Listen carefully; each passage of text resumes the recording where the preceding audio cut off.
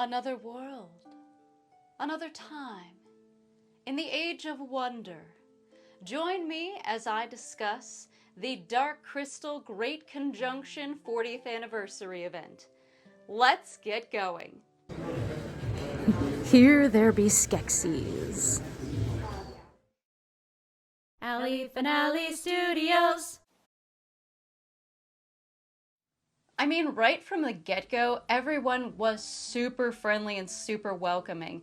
I know they had flown in from the UK, and so they were probably all really tired, but I appreciated the good attitude. I mean, right from the bat, they gave us these absolutely beautiful free artworks, and I wasn't like a VIP on this event or anything, but just look at this. I'll link the artist's name below as well, but I mean, that was for free. It was so sweet. And they were all very helpful in pointing out directions, because I'm sure they were getting the same questions over and over and over again. I'm sure they were tired of answering it. But everyone had a big smile on their face. Everyone was super sweet. I knew that I had to attend this once-in-a-lifetime event because most conventions or events that revolve around the Dark Crystal tend to be held in the UK where the film was made. The studio that created it that's where a lot of the performers are from.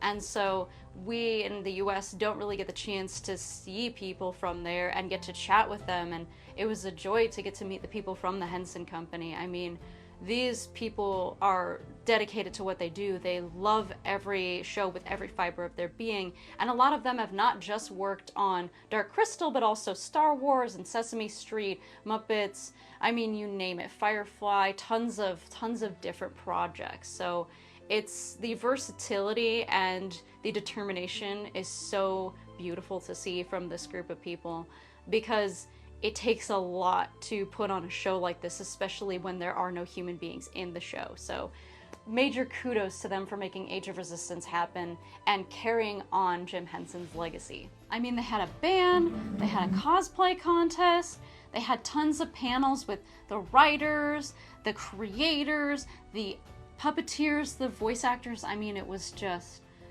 unbelievable. I was over the moon to be there, and I felt like I just couldn't do everything at once because I wanted to see the vendors, and then I wanted to go to this panel, and then I wanted to see this person, and I had just enough time to do everything, but only just. Of course, I chose to do one day because I had to work the other day, so I just ended up going the one day, but I felt like the one day was enough to really see everything. Hello. Hi. I'm so excited to stay there. Ooh, nice to meet you. One thing I noticed that they did differently from most conventions is that they had a designated lunch break. They had one from 1 to 2. And normally what most cons will do is they'll have like their group of writers take a lunch break, their group of voice actors, their stunt people. And usually they kind of have that so that there's always somebody out on the floor, so that there's still some fan interaction at any time. But because this was such a small convention, they decided that everyone was going to take a lunch break at once, which was quite refreshing. It was actually nice to get a quick little break in. So I got this sweet pin from the convention as well. Very neat. And then I also got this shirt, which was so much fun. I mean, look at that. That is unbelievable. I got the opportunity to talk to Neil Strenberg, who plays the Scroll Keeper Skeksis, and Rianne, the hero of Age of Resistance. However, I've always been partial to villains, so I got him to sign the Scroll Keeper one. And he put his iconic line, "Sad, so sad." But I got to talk to him about some of his influences like Laurence Olivier and how he modeled a lot of it off of old stage actors, giving that charm and that basis in theatrics, but also keeping it grounded in some ways. I talked to him about that scene with Brea, how I felt like the initial reaction that the Scroll Keeper had to her was he was just gonna kind of leave until the other Gelfling said, "Oh, it's the princess." Suddenly he changes his tune and is like, "Oh, the prince, well, we have to escort her." And, you know, he felt very manipulative to me. Apparently a lot of people kind of took that as him being kind, but I was like, no, he definitely seems very weaselly. But I asked him a lot about that scene, and he had a lot of really cool insights. I mean, it's juicy little moments like that that make us love the world of the Dark Crystal. I'll just go for it. I'll really have a go at this. I'll really play at this. And suddenly he comes alive, you see. yeah. And I just enjoyed myself. I also had the opportunity to speak with Warwick Brownlow Pike, and he was the puppeteer for the Chamberlain. Now, I love getting to see the view like this because you can really see him puppeteering the character. Generally, like, puppeteers don't always get a lot of attention in terms of the characters that they play because usually, in this case, Simon Pegg voiced the character. But he ended up doing a lot of the lines anyway because he had to do the mouth movements, and then usually an actor will come in and dub over again. But I like getting to see the person behind the puppet. He was telling me about the extensive training that he had to do in order to prepare to carry this 80-pound Skeksis, and, how he was, stuffed in there for 8 hours a day. I mean, you have to hold your hand up like this. Imagine just holding your arm above your head in that position for 8 hours a day for like a few months, That's definitely taxing. But he also had a lot of fun insights on that and some of the other roles he's been playing. So it was a definite treat to get to talk to him and talk about his influences too, because again, I mean, the villains are so much fun to play, honestly. It's really important to get the angle of that right, because it can look like it's got a broken neck or the skeleton's not right. And we're working on two cameras at once, so they're opposing angles. But that was quite tricky. Yeah, definitely. One of the main reasons why I wanted to come to this event was to actually get to meet the original Jen and Kira, because I had the feeling this was my only chance to really meet them, because like I said before, they don't come to the States too often. So I did actually get signatures from both of them there.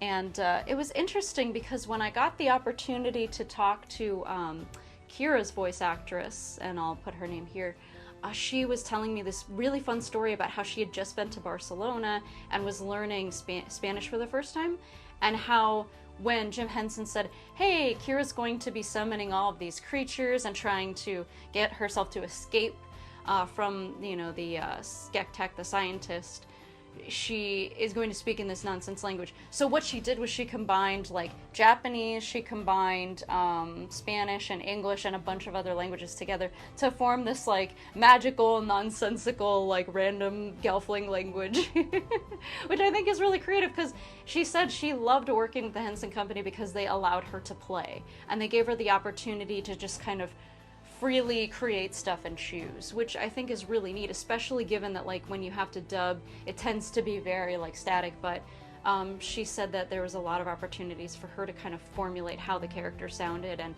her attitude and things like that. So, I mean, of course she does, because she's a girl and she has wings. Wings? I don't have wings. Of course not. You're a boy. I guess my only complaint would be that there were some people that were located upstairs in a separate lobby for greeting, and I felt it was strange that they were isolated up there when they should have been down in the greeting room with everybody else. For example, I was trying to find Toby Froud because I wanted to congratulate him on his work with Leica, and I wanted to talk about his short films, and some of his father's work and his work with the Henson Company.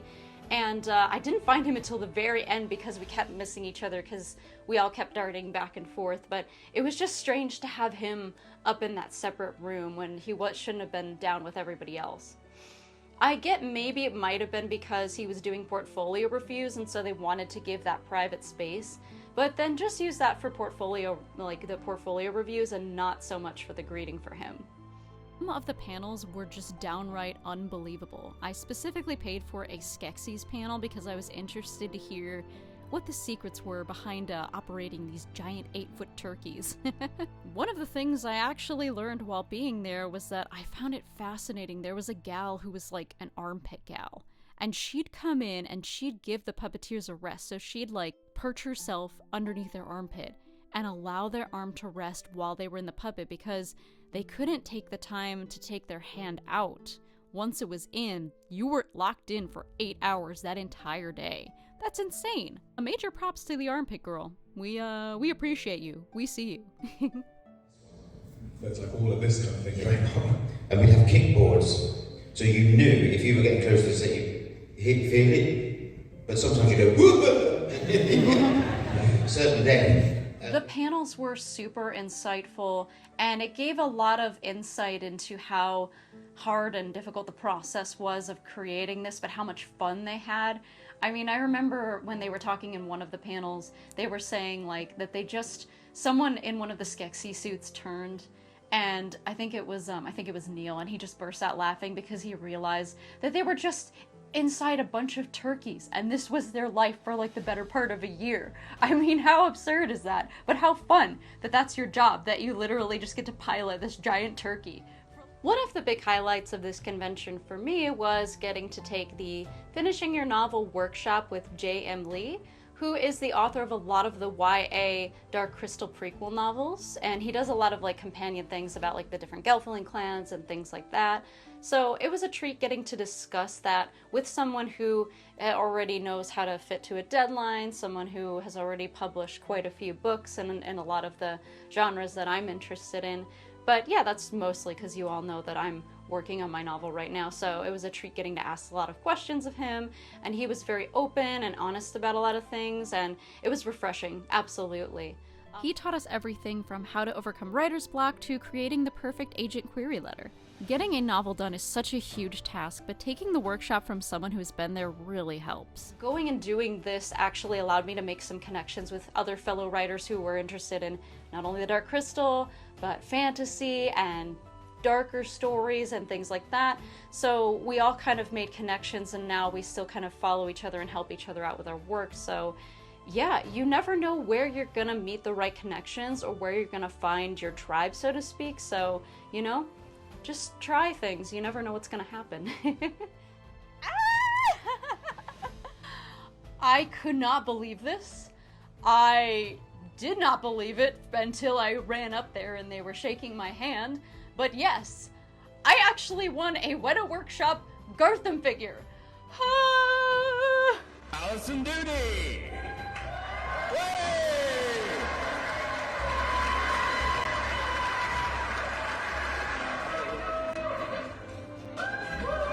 Well, congratulations. You'll be able to collect your prize from the main desk towards the end of the day, which, I mean, you probably don't want to carry it around. It's really big. Kind of annoyed my name was third, but congratulations. Let's hear it for Allison.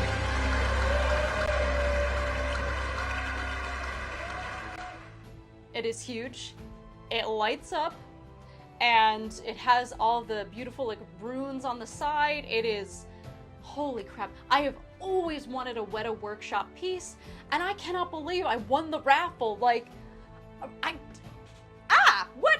What even? But oh my god, I mean, it was so sweet. They helped me pack it up and everything. But here's the best part. Okay, I have to give big major props to the Gartham who signed my piece individually. Toby Philpott, Simon J. Williamson, and Dan de Wimhurst.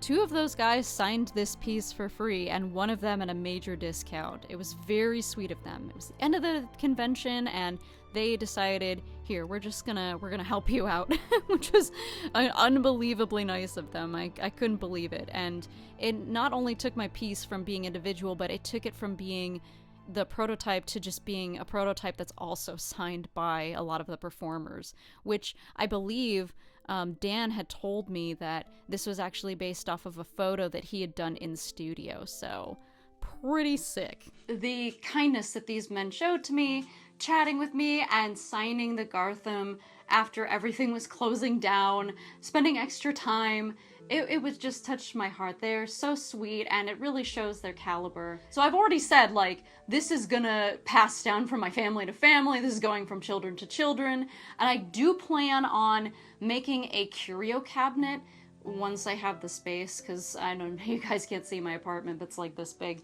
But once I have the space, I want to do an unboxing so I can show you all what it looks like.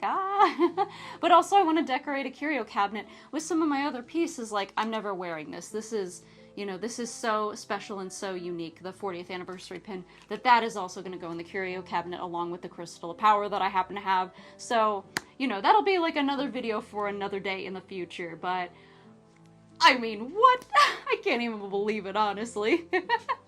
But yeah, overall, I feel like this was such a fun convention. I don't know if it's just because it's such a small knit community that loves the Dark Crystal or cross-pollinates with people who love Jim Henson, Muppets, Star Wars, that sort of thing. But either way, there was a sizable, like there was over 500 of us there, I believe. So it was still a sizable group, but I feel like there was that community, that closeness. And it was so cool to see so many people repping the Dark Crystal. It just like, it like brings a little tear to my eye because it's so fun getting to share something that I loved as a kid that's kind of grown into this bigger thing, and that there's a whole community that's out there that also loves it just as much as I do. When single shines the triple sun, what was sundered and undone shall be whole, the two made one, by Gelfling hand, or else by none.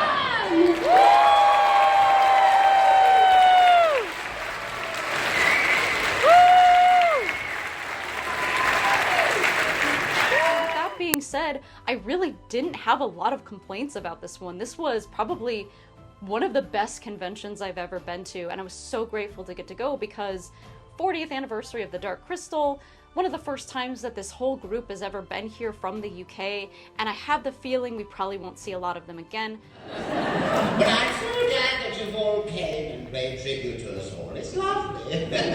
Really. So with that being said, I like to give this event